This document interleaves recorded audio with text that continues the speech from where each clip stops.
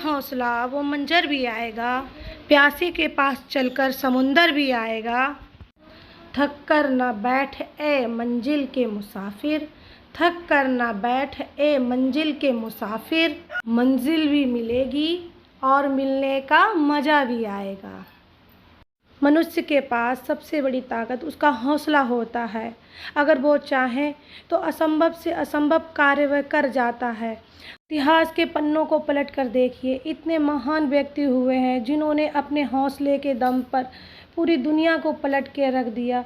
उन्होंने अपना कभी हौसला कम नहीं होने दिया, असंभव से असंभव कार्य पूरा कर कर दिखाया है। तो हमें कभी भी अपना हौसला कम नहीं देना चाहिए। पूरे मन से, पूरी लगन से किसी भी कार्य में लग जाना चाहिए, तो मंजिल क्यों नहीं मिलेगी। तो पूरी मेहनत से, पूरी लगन से किसी कार्य को करेंगे और अपने हौसले को बिल्कुल भी कम नहीं होने देंगे। तो इसी पॉजिटिव थॉट के साथ आज का ब्लॉग शुरू करते हैं।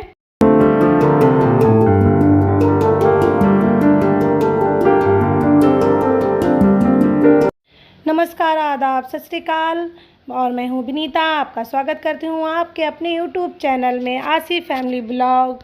और कैसे हैं आप सब? आशा करती हूँ कि आप सब खुश होंगे और स्वस्थ होंगे, और आप सबकी दुआओं से मैं भी स्वस्थ हूँ और खुश हूँ। और आज है हरतालिका तीज, और आपसे बातें करते करते अब मैंने स्क्रब भी कर लिया था और ऑयलिंग भी कर ली थी और बच्चों के लिए खाना भी बना लिया था। अब मैं हो रही हूँ रेडी। तो मैंने चेहरे पर प्राइमर लगाकर फाउंडेशन लगा लिया है और मैं उसको कर रही हूँ ब्लेंड। आप देख लीजिए किस तरह से कर रही हूँ। और हमारे रीति रिवाज, संस्कार हमें एक दूसरे से जोड़ कर रखते हैं। इन्हीं के ज़रिए हम अपने प्रेम को प्रकट करते हैं, और इन त्योहारों को हम अपने पूरे मन से और श्रद्धा से मनाते हैं। बहुत आनंद आता है ये सब त्योहार मनाने में और अपने मन की भावना व्यक्त करने में। तो आपसे बातें करते करते मैं हो गई हूँ रेडी। अब मैं पहन रही हूँ चूड़ा। तो मैंने एक हाथ में चूड़ा पहन लिया है, ये देखिए। मैंने दोनों हाथों में चूड़ा डाल लिया है और मैंने रिंग भी पहन ली है। अब मैं पैर में महावर लगाऊंगी। तो आप देख लीजिए कैसे महावर लगा रही हूँ। इस व्रत को सुहागने औरतें और कुंवारी लड़कियां भी करती हैं। इस व्रत को कर कर पार्वती जी ने शिव भगवान को अपने पति के रूप में प्राप्त किया था।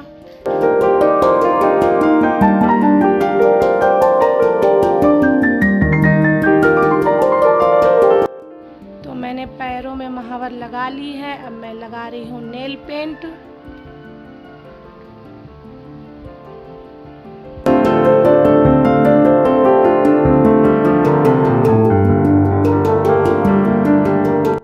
मेरी नेल पेंट लग चुकी है। मैंने हाथों में मेहंदी नहीं लगा पाई थी, तो आज मैं मेहंदी इंस्टेंट वाली लगाऊंगी जो तुरंत रच जाती है।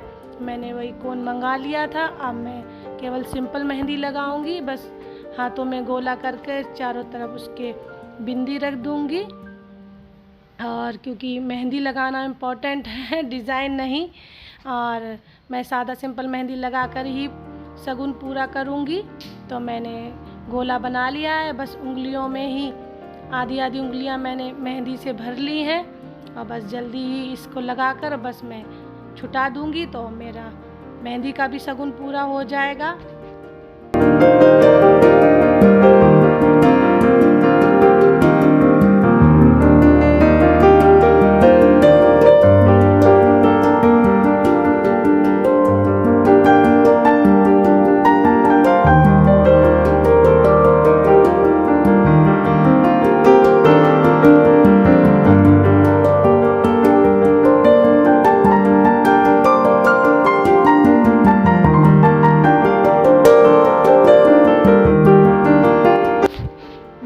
हाथ में तो अपने आप लगा ली थी, पर मैं दूसरे हाथ में अपने आप नहीं लगा पाई। तो मैंने अपनी बेटी से बोला कि मेरे हाथ में मेहंदी लगा दो, तो बस उसी से सर्कल करवा लिया है।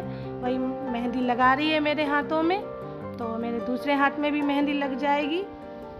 मेरी बेटी को मेहंदी नहीं लगाना आता है, पर मैंने उससे कहा बस केवल एक तुम सर्कल कर दो और चारों तरफ बिंदी लगा दो।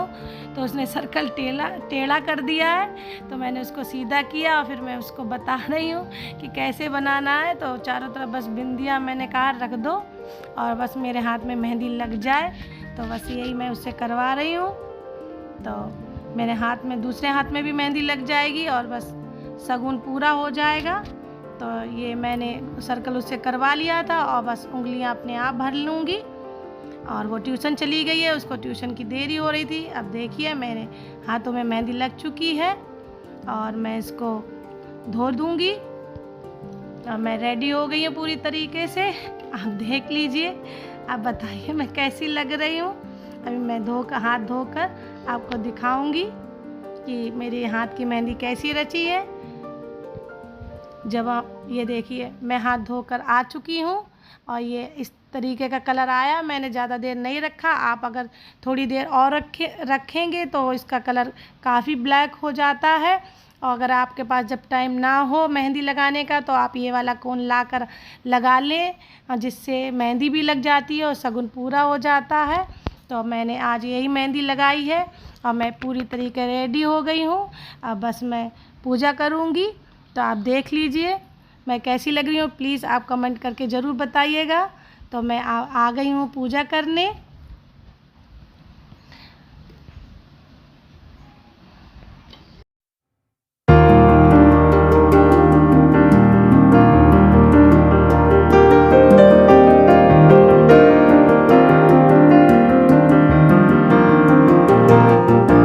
अखंड जोत जला दी है।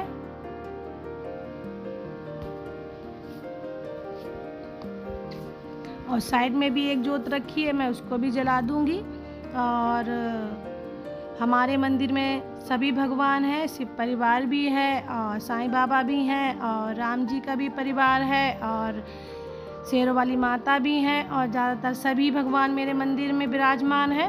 तो मैं आज शिव परिवार की पूजा करूंगी। तो पार्वती माता को और शंकर भगवान को और सबको वस्त्र रूप में कलावा चढ़ा दूंगी। मैं कलावा अर्पण कर देती हूँ। और चलिए पूजा कर लेते हैं, फिर हम आपसे मिलते हैं।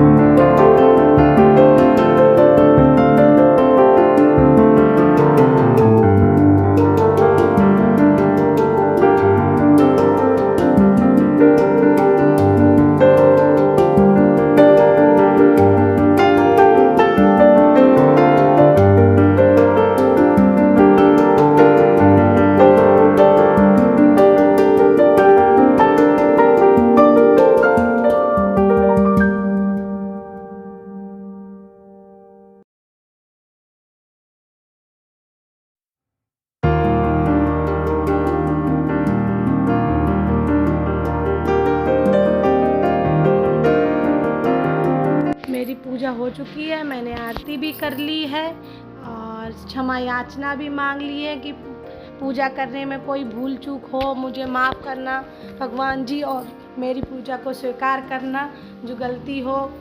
तो पूजा करने के बाद मैं मेरे घर के पास में थोड़ी दूर पे ही एक मंदिर है, मैं वहाँ दर्शन करने के लिए आई हूँ। तो आप देखिए, हम लोग आपको इस मंदिर में दिखाते हैं।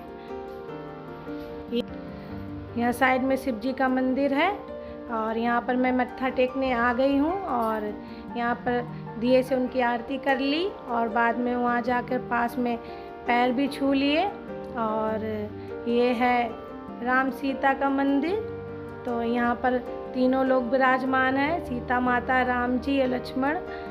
तो यहाँ पर उनके भी चरण स्पर्श कर लिए। ये राधा कृष्ण का मंदिर है, उनके भी चरण स्पर्श करिए। ये हनुमान जी का मंदिर है साइड में और सभी देवी देवताओं का ये मंदिर है। तो मैंने कहा पूजा करने के बाद सबके चरण स्पर्श कर लो और मत्था टेक लेते हैं जाकर। तो ये पास में ही मेरा मंदिर था तो हम चले आए, ज़्यादा दूर नहीं था। तो मैंने क्षमा याचना मांग ली है और प्रार्थना भी कर ली है कि जो मेरे अधूरे काम हैं परमेश्वर पूरा कर दो और जो गलती हो वो उसको क्षमा कर दीजिए। और पूरे मन भाव से हम इस मंदिर में आए हैं। तो आप देख लीजिए, हमारी तरफ एक ऐसा मंदिर है, काफ़ी सुंदर है, अच्छा भी है। और अब मैं मत्था टेक कर अब मैं जा रही हूँ। तो आप देख सकते हैं कितना सुंदर लोकेशन है और मंदिर भी बहुत अच्छा है। तो आज का ब्लॉग हम यहीं तक रखते हैं। अगर आपको मेरा ब्लॉग अच्छा लगा हो तो प्लीज़ मेरे चैनल को लाइक सब्सक्राइब ज़रूर करिएगा और अगर कोई गलती हो तो प्लीज़ मेरे माफ़ करिएगा और इग्नोर कर दीजिए और मेरे चैनल को ज़रूर सब्सक्राइब करिएगा। आप प्लीज़ आप लोग मुझे हेल्प करिएगा। तो अब बस हम घर के लिए चलते हैं।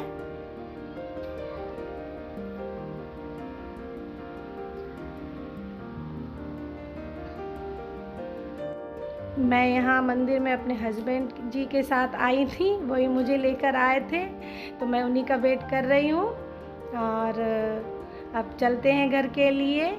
तब तक के लिए बाय बाय। मिलते हैं नेक्स्ट ब्लॉग में कुछ नई बातों के साथ।